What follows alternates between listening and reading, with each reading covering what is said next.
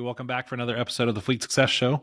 I'm your host, Josh Turley, and joining me today are two very dear friends of mine from the city of Las Vegas. I have Tracee Scott and Brenton Messner. Tracee, Brenton, welcome. Thank you, Josh. Thank you for having us. Yeah. So I guess, just to introduce you, Tracee, you and I have known each other for several years. You've been over there at City of Las Vegas since 2014, right? Yes. And Brenton, the city of Las Vegas. And you're the fleet manager for the city of Las Vegas, yeah. And then Brenton, you just recently, I'm going to say within the last year or two, have joined City of Las Vegas. Yep, 2 years ago. Just started November of 21. Awesome. So with that, I'm going to let you two just kind of, for our listeners, maybe I haven't met you before, give a little background on yourself, some of your past career history, and some of what you like about fleet. I'll get started. My past career history, before coming to the city of Las Vegas, I worked with just scientists and engineers. My degree is civil engineering. And prior to that, that's what I did before I was promoted. And they said, hey, give it a try, go over, see fleet. They wanted us to, they were trying to go from paper to some type of software. So that's when RTA came up, and I came over, and that was my job to bring them into the technology of using software to create work orders and to schedule the work of the mechanics and really track our assets better. Awesome. And I've been here for 10 years. I've been the fleet manager for 10 years. Prior to this, I came over literally as their superintendent, and I was with Streets and Sanitation for 7 years prior to this. Okay, so like a little bit of like public works and that kind of background, and yeah. Yes, correct. Okay. Well, Brenton, how about you? Prior to starting here at the City of Las Vegas, I was with the city across town, City of Henderson, and I was there for right at 15 years. In fleet, I worked my way up from the tire shop through mechanic. I worked in the parts department and worked as a relief or backup shop floor supervisor. And so, yeah, I've been in fleet for basically my whole career and absolutely love it. Awesome. Well, I'm sure it probably with most of you, every time I talk to fleet managers, it's usually, well, how did you get into fleet? And a lot of them, it's kind of by accident. I either was a technician or they needed somebody who had, this kind of skill set, and I transferred. So, I'm guessing it's probably true for both of you as well. Oh, absolutely. Fleet, they had a manager, and he had retired, and for 3 years, they were being checked on, and they decided they need someone over there full time as their manager. And at the time, my director, my supervisor at the time, he felt that I could do it. And I said, well, fleet is one of those things. I know engineering, but I don't know, civil engineering, which is things that don't move, not things that mechanical engineering or that's for the vehicles and things like that. But it's been amazing. I've been here 10 years. I've learned so very much, and have grown a whole new respect for just the whole field in general and everyone that's in it. Yeah, it's pretty special. So, well, so today, kind of the emphasis on what we're trying to help our listeners with right now. NAFA's just opened up the 100 Best Fleets competition. Opened that up on December 6th, and then the application deadline to have people submit is by January 26th. And so we're trying to help people who maybe they've never applied before, or if they're on the fence, we want to kind of go through what does that process look like, and some advice that we'd have for them. Because I know you guys have recently applied, and I'm guessing you're planning on applying this year again, but we could talk about that. So kind of open it up, I guess. Let's a little background is how many times have you guys applied for the 100 Best Fleets, and what made you start applying? I will take this one only because the person on here is why I applied. I was encouraged to apply years ago, and reading through the questions, it was a bit intimidating because I could tell we didn't have several things in place. And if they were in place, I didn't feel they were of the magnitude that I could report on and receive some type of, accolade for. And when Brenton came over, he said, "Do you mind if we just try?" And I was like, "Man, I don't want to try first and fail." Right? I'm like, let's get some stuff together. Let's look at the questions and work backwards. And man, that was a hard one because he goes, "Do you mind if I try? Like if I put something together." And I was like, oh. And then it's a great thing to have the limited field. So you don't have to write a dissertation, but then it's also scary because you only have so much to sell yourself. And there's so many possibilities. It's like a competition that's out there. And you kind of know the places where you need to firm up. And I was like, let's just get a few more things in place. And so we've only applied one time, and that was last year, and we placed it. I was very shocked, yet I was pleasantly surprised because it worked kind of like that when you go into a classroom for the beginning of the year and they give you this quiz, and you're like, oh, quiz first day, but you're okay because they're not really grading it. They're just trying to see where to start you. And after we entered it, it felt that way. Now we have so many hands, so much assistance. Getting to the other steps is going to be something that it's going to change how we do business. And right now it is the access and the people that it shows you care. And when they know you care, then now you have honest answers, conversations with people to help get you to that next level. And then that's what it has been for us. And had I known that's what it was, I would have entered year one. Nothing over here. Well, and so much of that too, right, is just that fear of the unknown and the uncertainty, and like, well, I don't know, what's going to happen if we get rejected? What if we don't place? And we've got this competitive nature in us. Don't tell anybody we're doing until we win. Well, so I guess talk to me about in the year since you've applied, you've got the questions. What do you think has changed in your approach coming into this next year because you went through it the first time? Our confidence. Okay. Our confidence in Brenton as the floor manager of the mechanics of two shops has like gone in and implemented so many things. It's been amazing. What he has implemented in the midst of post COVID, trying to get vehicles and supply chain issues, what he's been able to do and the ideas that he's been able to put in place with staff and to get them right on board. I would have never pushed them that hard to go, to electronic things because I came over here and did RTA and implemented that. And that was a tough sell. Yeah. And going paperless in this industry. But I want him to talk on it because it's just amazing the way his mind works and what he can get done. Well, Brenton, take it away. Hey, sounds like it.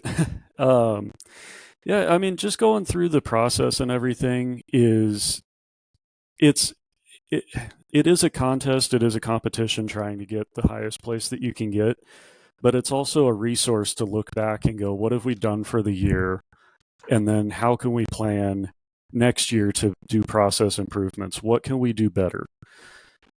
And going through the application, as Tracee had said, it is character limited, so you have to be very specific, very concise, which is a blessing and a curse because sometimes it's hard to figure out data, and other times, how do you condense it down to the important bits that really matter?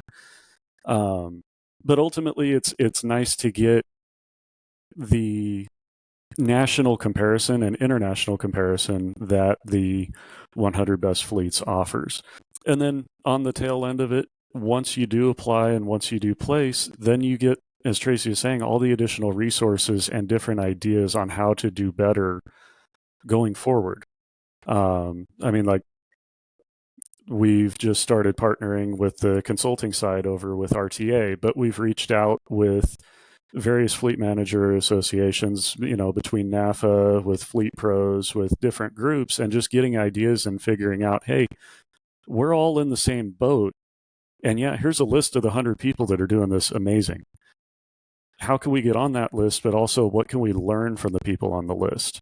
and just reaching out and getting ideas on what we can do better as a group, whether it's customer service oriented, internally, externally, better communication between management and staff, and just keep everything flowing in a constant progression rather than being stationary. And adding the competitive nature, really, I think it kind of got our staff alive. I mean, we got 86th place this last year, and we got that meeting and got the award. And I told everybody I want to be in the 60s this year. And so set that goal high, give it a try. You know, you'll never know where you land until you give it a try. And even if you don't make it, use it as the resource that it is, rather than a, hey, you know, we didn't make it, we're terrible. No, you're not terrible. Maybe you can write your story differently, but also find out what everyone else is doing that maybe you're not, or something that they're doing different than what you are, and give it a try. It's, you know, it's just that constant, keep moving forward, keep trying better. Right. Like, you know, you miss 100% of the shots you don't take, kind of a thing, right? Exactly. When you were doing this, did you find, you know, so you have like the 12 criteria, the questions you have to answer. Did you find that this year, because you had those 12 questions, you knew where you scored, were you reflecting on those throughout the year? Like, did you change initiatives, or did you say at the beginning of the year, this is how we're going to get to 60? Like, talk to me about the process as you prepared for this year. This last year has been a roller coaster. I mean, just to start out, we were down to below 50% staff for a couple of months this year. So it's definitely been really rocky. So just trying to keep our heads above water has been a struggle. As far as targeting what we wanted to do, I think we kind of had a couple rough ideas early on that I know I was pushing towards the technology side that we can do better. And we were able to get like iPads for every single tech. That was only after we had to pay to have each building with better Wi-Fi. It started to where it's, you know, you have an old building, and then you have to get up to speed, and then you have to have the budget to do that. But you also have to prove to them why you need it. Why, you know, an iPad of all things? Why do they need iPads? They would, you know, how do we get this past people and then to promise them, I promise you, they won't be surfing the net. They really are doing work. How do we get them? You know, what happens when one breaks? So we went through each step. First, it was the iPads. Then we had the iPad holders. Then we had the separate keyboard. But on the categories, my fear from the very first time was that, what if you don't have something for every category? What if you only done well in 3 or 4? You can still enter. It's not like one of those tests to where, oh, well, you only had 5 out of 12. You've already failed. It's pass fail, right? Right. They're looking at it and they really want you to work well. I feel that it provides you access to really sincere individuals that want you to do your best. While it's a competition, sometimes it's like us against the world too. It's let's change that mindset of Fleet. You can trust us. We are literally doing the best we can. We want you to have your vehicle more than you want to have it. And so it's really, it brings us together as a team. That's what it feels like. It feels like a gigantic team, and we just all wear the jerseys based upon where we're located, right? Yeah. Maybe it's the string that we're on, but it really does feel like a unified effort. I don't feel that there's any competition against us. It's us against ourselves. And I think that's how it's set up. Yeah. And when you're talking about the team, you're also talking about the other divisions and departments that your customers essentially that you're serving. Yes. And getting their input and their feedback. As a whole, fleet as a whole, and we can see it's really misunderstood. Yeah. With any municipality, I think that we provide a service that mostly everybody that works in that municipality, they do in some way, shape, or form in their private life, so that when there's a glitch over here, all they can think about, well, it doesn't take all this when I take my car to get an oil change, or it doesn't, you know, maybe they're just not planning right. Maybe they just don't know that they should be. And it's just so many rules and regulations, especially with government agencies. And then it's a process of what you're doing and how much real estate do you have out there to put vehicles and to get vehicles and to hold vehicles. And I think it helps us get the support. To me, it helped me get the support and encouragement to keep fighting that fight, because it's a hard fight every day. With, they think they know, but they don't know, but you still got to keep going with a smile and give them the best customer service that you're able to provide. Yeah.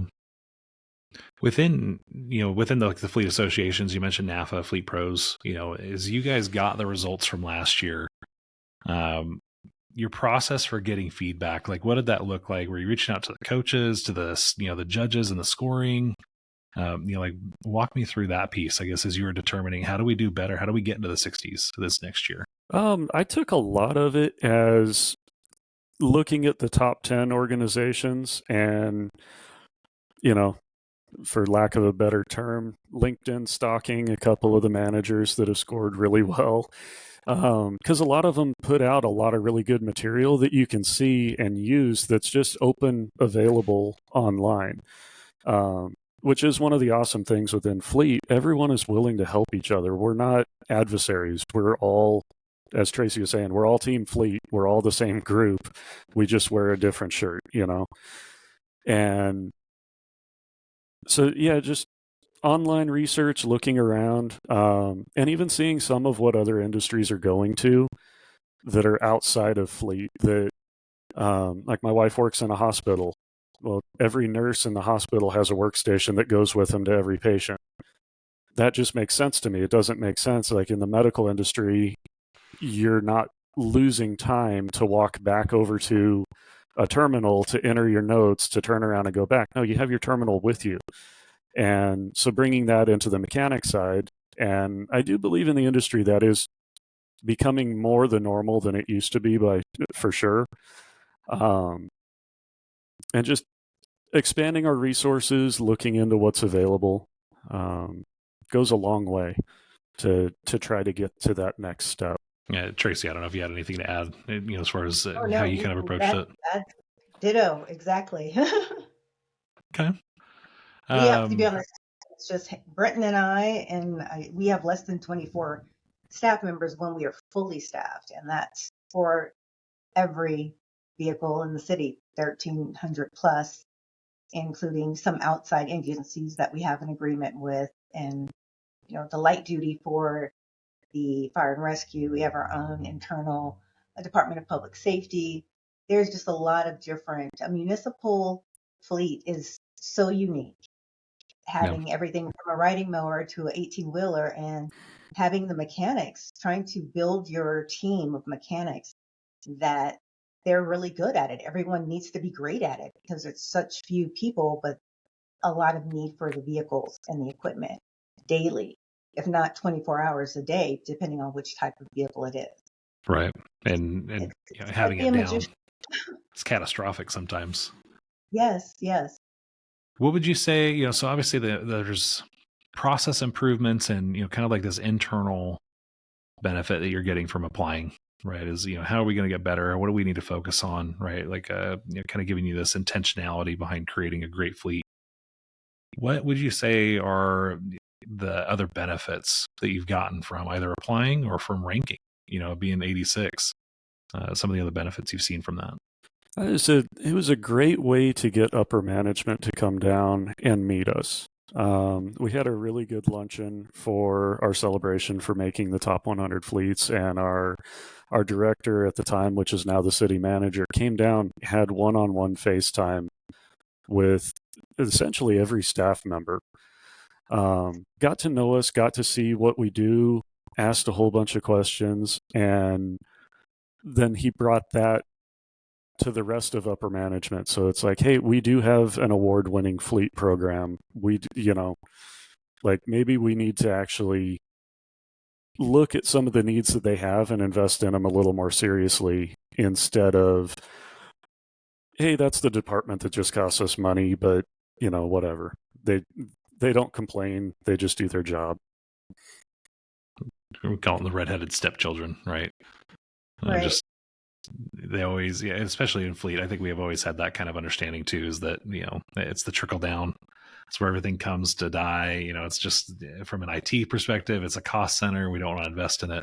I love that, they came and it's like, oh, maybe we can invest in this. Because now you already hit on this a little bit, which is that competitive nature, because they see that too. And they're like, okay, well, you want this and you're trying to go from 86 to 60. Well, we want to have some pride in our city. We want that too. What do you need? Right. And it almost gave you some ammunition. Do you think that helped you in your push for more technology, like with iPads and things of that nature, and getting Wi-Fi in the shop? I believe wholeheartedly it did, because now we're using that. Because one thing Las Vegas wants to be is the best in everything. Oh, that's for sure. So when we said, hey, we're going for this is what we need.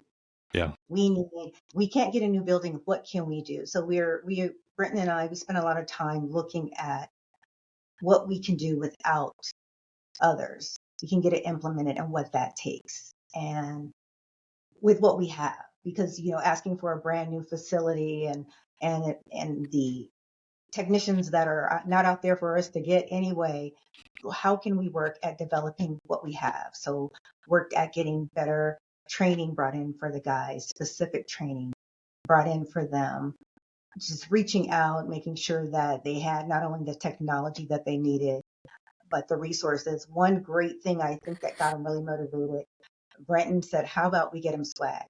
He got them 2 shirts with 86 on it, and the real ones, we didn't make ourselves. We got the ones with the legal NAFA, everything. And then we had the banners.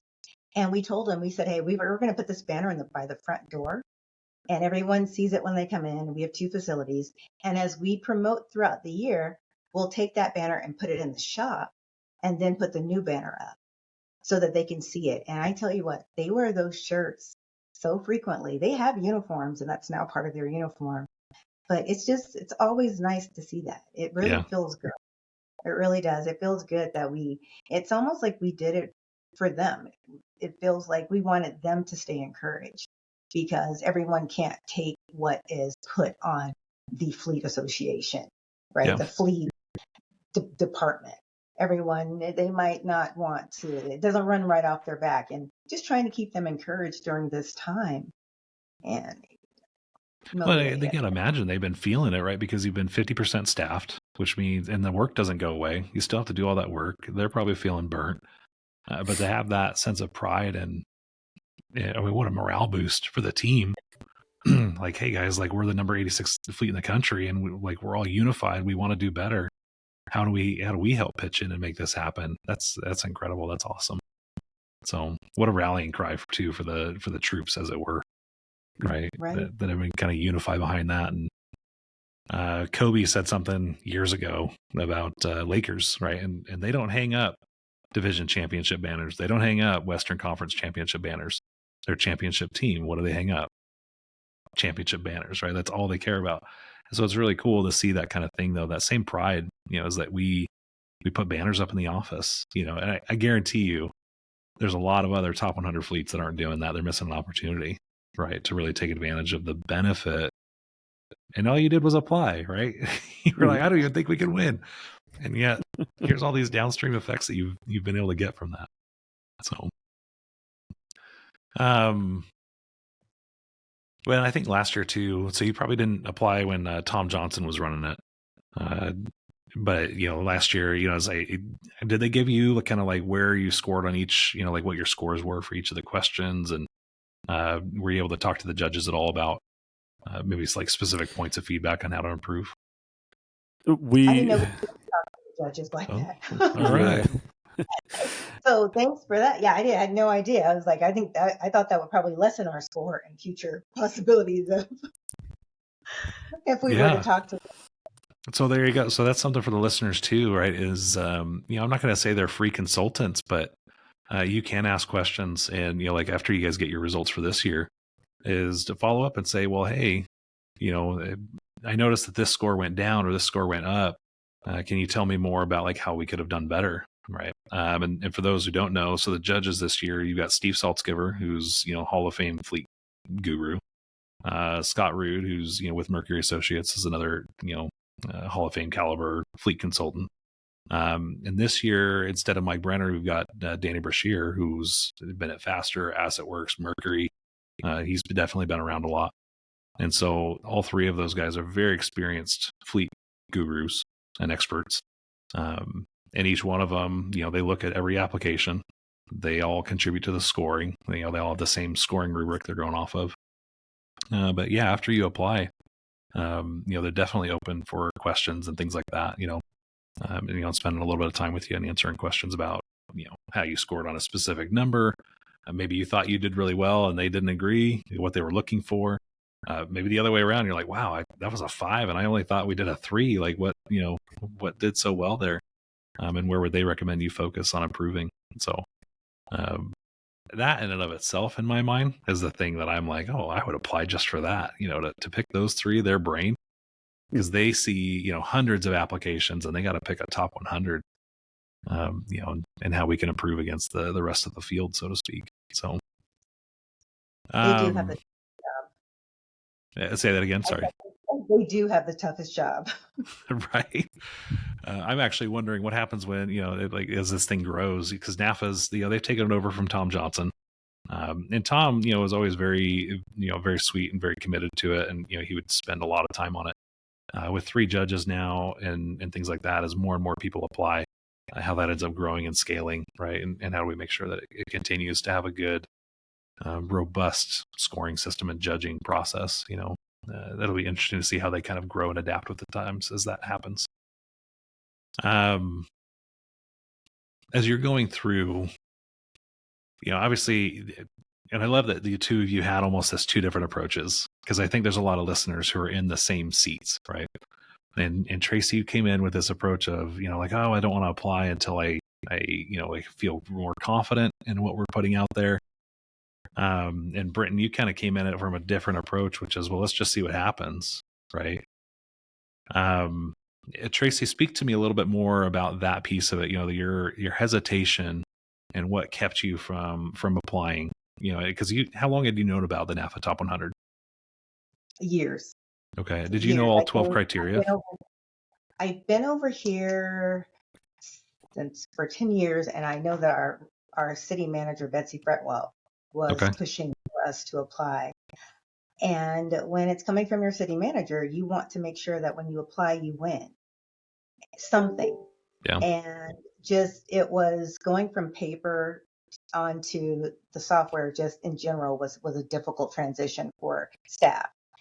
And when I was reading the questions, it took you even further as far as workstations for the individuals and just trying to get that in place. And then I was without the position being filled that Brenton is now filling. So I was doing the day-to-day, and it was just really difficult. So I wanted to make sure that the answers that we provided, I'm assuming that everything is being fact checked and they're coming back out. So I wanted whatever I wrote down to be accurate. I didn't want to embellish. I wasn't trying to do an Aesop's fable. You're not one of those. I wanted to present.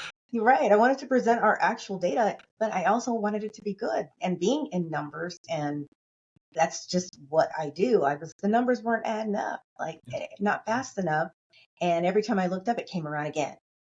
And you're trying to like I said, read the questions and work backwards, get things implemented. So it's really, Brenton coming in and having his personality type, but also having that person in that position. And it was a blessing, him coming from another municipality so he could hit the ground running.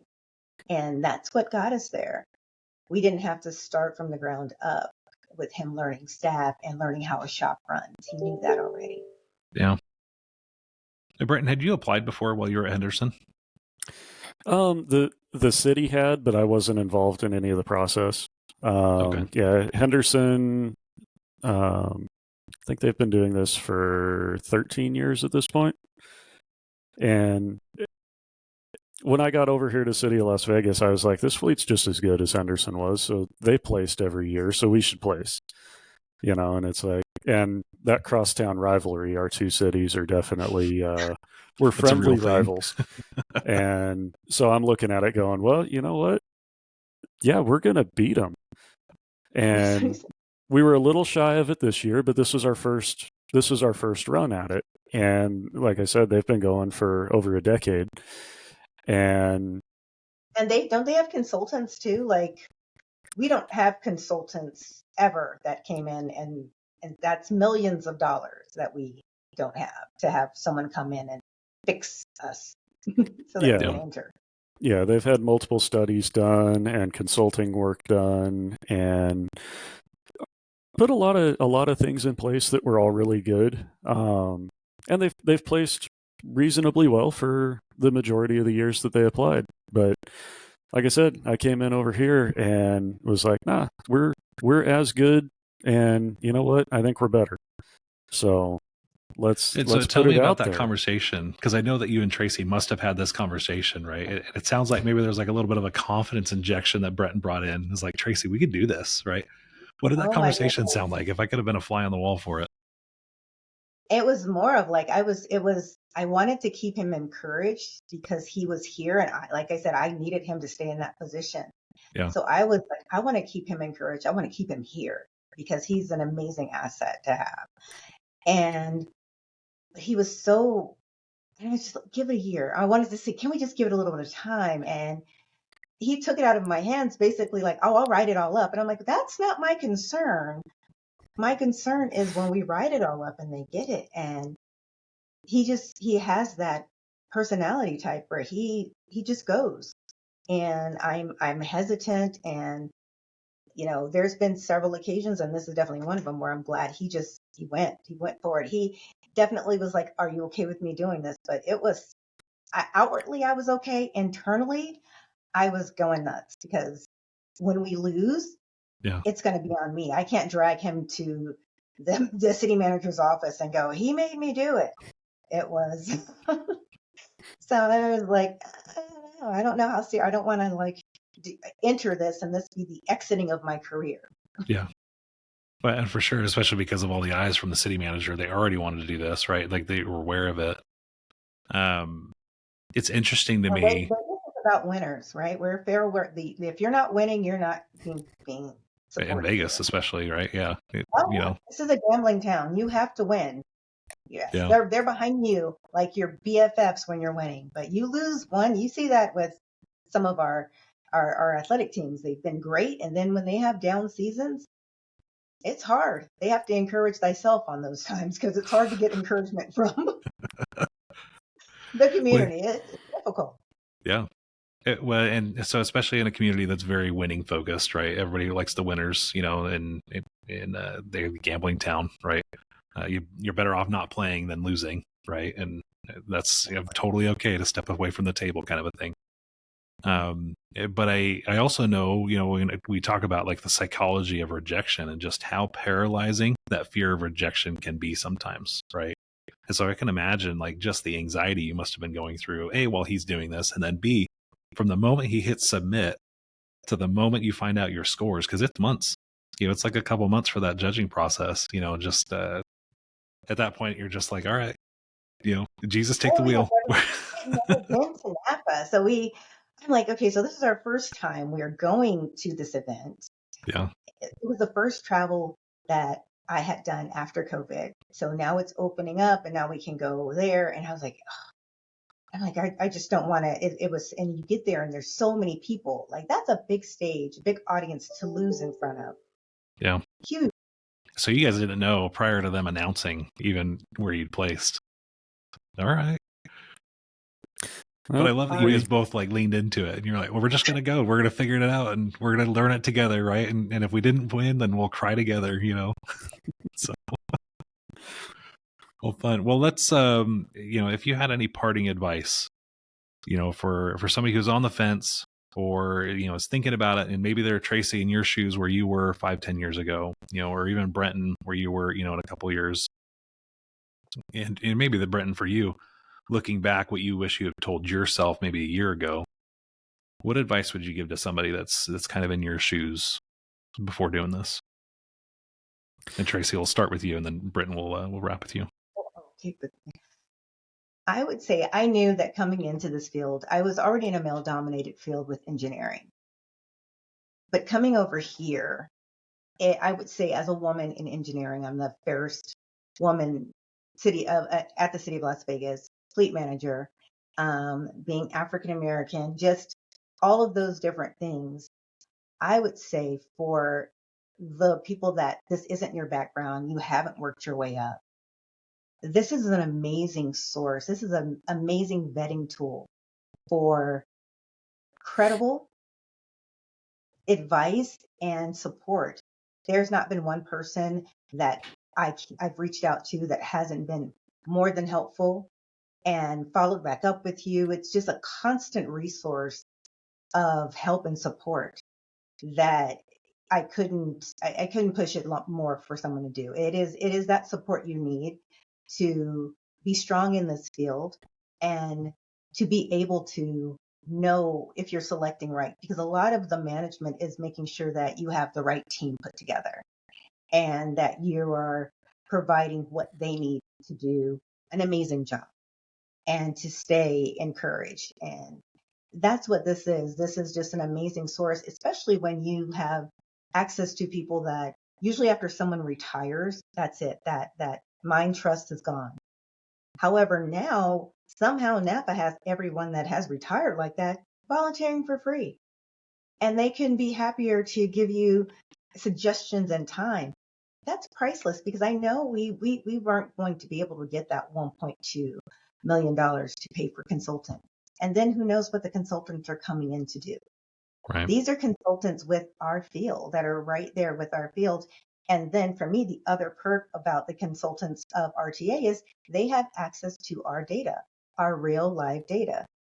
You're not looking at, oh, we could do this, and they're giving you a fleet that doesn't look like yours and you don't recognize the drivers. It's really different when you can see all of your information in play and how it works with the consultants. It's a godsend for me. Cool. And thanks for that shameless plug. We don't pay for advertising, but thank you. You don't, but listen, hey, I know what has helped me, and that's been my journey. That's what I've known this whole time, and that's all I can give credit to. Yeah. Thank you. Yeah. Brenton, what do you wish that you would have known a year ago before doing this? Honestly, the ability to attach everything under the sun to your application. Because again, you're limited in the fields and how much information you can put in. But this year, there's definitely going to be a lot of C attachment 1, C attachment 2, to give the background so that get the information into the criteria fields. But then if there's extra stuff that you need, put in your supporting information, but be truthful and honest to it when you're doing the application. Don't fudge your numbers. Actually illustrate yourself where you are at the time so that you can get a good gauge on how to move forward and just see how you truly do stack up. Yeah, and when you're attaching things, you're attaching like visualizations or data or spreadsheets, that kind of thing, or like just a longer story or something. Exactly. Yeah, all of the above. Okay. And then also, like if you reference that you have a policy, attach the policy, unless it's something that's guarded that you're not allowed to give out. But if it's, generally publicly available information working in government fleet, put that on there. And, if you've done something like we got a major revision to our fleet procurement policy this year, that's definitely getting attached on there because there's so many key points that help out. That are just going to help. And it's not an immediately felt thing, but over the next 5 to 10 years, our fleet is going to be in a massively better position because we have policy to lean on. Right. It's I know that we've talked about the service level agreements. This is also telling our customers what their expectations are from us. So these are the services that we provide for you. However, we need you to work on your end to make sure that when you are budgeting, you're scheduling to remove older vehicles, that you are bringing them in a timely manner. We're not keeping them running when they really are at that point where we should consider auctioning them off because they've become problematic. I believe in 5 years, we will truly be able to be a maintenance facility, because right now we are repairing, if not, feels like sometimes rebuilding to keep vehicles on the road. And that's tough. It's hard with our users too, because if it's not their personal vehicle and they might be driving it, they might have just started driving it 2 years ago. However, we've been maintaining it for the last 10. So at one point, we appear to be not really good at maintenance, where we're saying there's only so many Band-Aids in a box. And That's the best analogy I've heard. I love that. there, and that's what we're doing. But so we're looking like we're not able to. We're having their vehicles too long, but it's way past the OEM products, and now we're trying to pray for someone to make a third party product where if they're not making money off of it, they don't have a reason to make that in order to keep an antiquated piece of vehicle or equipment running. All right. Well, this is going to be the last question, then we're going to wrap. And Brenton, we'll start with you, and then Tracee, we'll close out with you. Favorite part about working in fleet? Ooh, that's a tough one there. Favorite part in fleet? Well, I've had so many. Getting to know all of the departments and their needs and how they use the vehicles, and actually getting out in the field occasionally and working alongside them.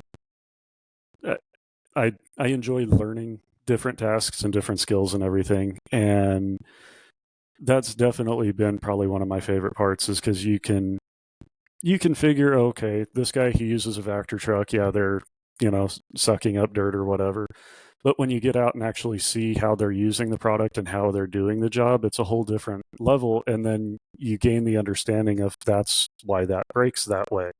Okay, maybe we can do something different and get a better product developed. But yeah, just getting to know the user groups and how they're using the equipment, and that's definitely been very entertaining for me. Cool. All right, Tracee, favorite thing? I would say for me, it is really being the core of the city of Las Vegas. Every department uses our vehicles to get to all of their meetings or their parks to do the maintenance on them. So we are the core, and getting to know everyone and being a central part is really unique. When you're in your own department or division, you might work with a couple of other ones, but there's no getting around working with fleet. And it's an opportunity that I don't think that a lot of individuals are able to get, because they're working in their silo, or they usually, and it's been really fortunate to build the relationships across the city and to be able to play a major role, because like they say, without fleet you walk. It's going to be hard to get everything done without your vehicle and your equipment. And we also have the fuel stations for when fully staffed, which we are not ever fully staffed. And we have 3,000 staff members, basically, that you come to us for fuel. We're the ones that turn it off, turn it on. Separations, people that leave and start, and making sure they have fuel. We truck and fuel every single week. And that's a major role. So it's like being the blood of a body. And the only time the heart gets upset is when the blood stops pumping. Yeah, true story. Right. But it's never giving the blood the credit while the blood's in there, right? Can't do it without it. But it's just, it feels good. And being a part of NAFA and being the best 100 fleet is going to make us be even better blood. And I love it. Able to provide everyone with even better service. Well, you heard it. So I will tell you, just both of you guys, thank you very much for coming on, for speaking with our listeners. Just to throw in my I guess my testament to you guys and your credit and your character. Las Vegas has been one of my favorite people that from Tracee, from you, Carol, Maggie, Brenton. The team over there really is an incredible team, and it speaks to your leadership. It speaks a lot to what you guys have been doing. And I feel really just privileged and honored, to call you guys friends, and somebody that I've had the blessing of working with. Don't you make me cry. Don't you make me cry. I'm not going to do I made Dan cry last episode, but I'm not going to make him cry. But just thank you guys for coming on and sharing those words of wisdom with with our listeners. So with that, you guys know where to find us. If you have any questions, you can email us at podcast@rtflight.com. Go connect with Tracee and Brenton on LinkedIn. Go find them at NAFA. and look forward to seeing where you guys rank again this year. So I'll be cheering you on. So thank you guys. Yeah, Thank you. bye. Thanks.